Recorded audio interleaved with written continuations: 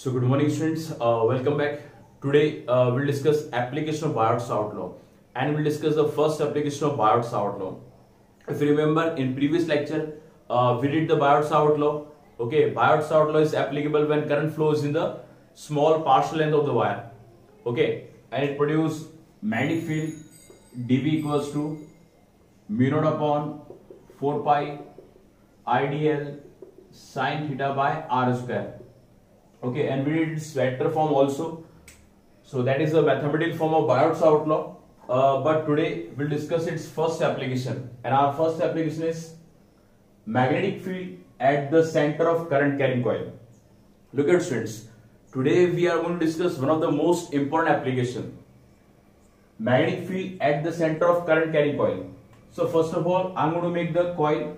Look at students, that is a circular coil. Okay, that is a neglected, that is a circular coil. That's the center of coil, and suppose current I is flowing throughout the coil. Okay, and this will take as a partial length dl. This is the partial length dl. Okay, when current flows in this partial length, and we know according to Biot-Savart law, whenever the current flows in partial length, it produces magnetic field at certain distance r. R is the distance of center from partial length, and we have to find magnetic field at the center. Okay students, and this is the angle theta. Angle theta is lies between dl, partial length, and radius. Now suppose we'll describe this diagram. This is suppose this is a circular coil. Okay, having current I, O is the center of coil, and dl is the partial length, and when the current flows in partial length, it produces magnetic field at the center. And according to Biot-Savart law, whenever the current flows in the partial length of the wire, it produces magnetic field, and that magnetic field is given by the equation dB equals to mu naught upon 4 pi IDL sin theta by r square. Okay, give them as equation number first. We did in previous lecture. Look at students, theta is the angle between dl and r. Look, that is an important point. That is small distance, and for a small distance this theta is approx 90. Theta is approx 90 because dl is perpendicular to r. For a small distance, that is approx 90, and we know as sin 90 is what? That the value of sin 90 is 1. That's why we can write the equation as dB equals to mu naught upon 4 pi IDL by r square. Equation number second.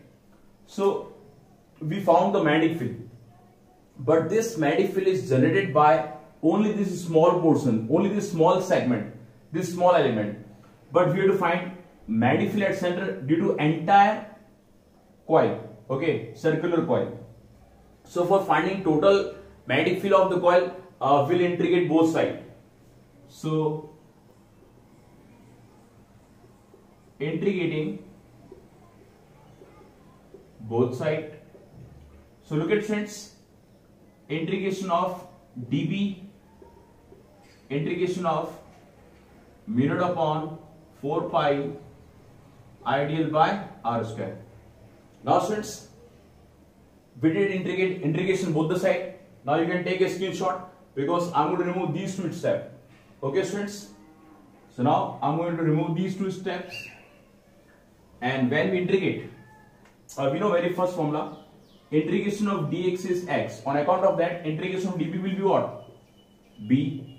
Okay, mu naught I upon 4 pi r square are constant. Mu naught is permeability, I is current, r is distance, all are constant, come outside from integration.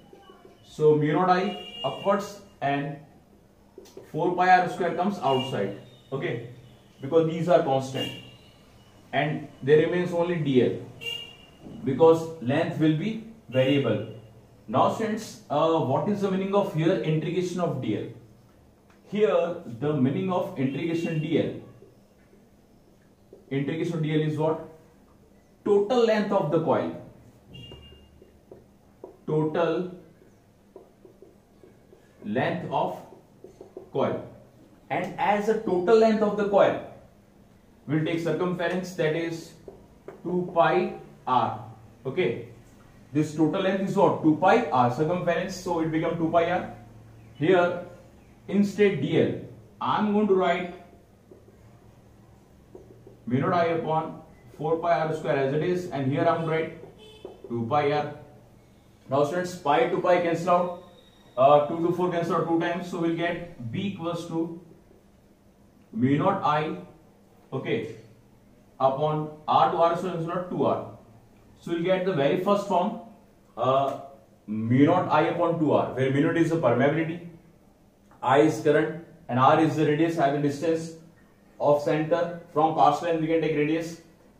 This is the magnetic field at the center of coil. Okay, when you flow current in a circular coil, it generates magnetic field at its center, and that is given by this equation, mu naught I upon 2r. This is for 1 turns. Okay, suppose 1 turns, 2, 3, like we are having n turns. Okay, for the winding of copper wires, we are having n number of turns.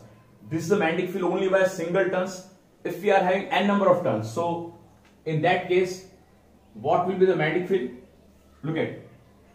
So B equals to mu naught. Suppose we are having n number of turns, capital N. So mu naught Ni upon 2r will multiplying with number of turns.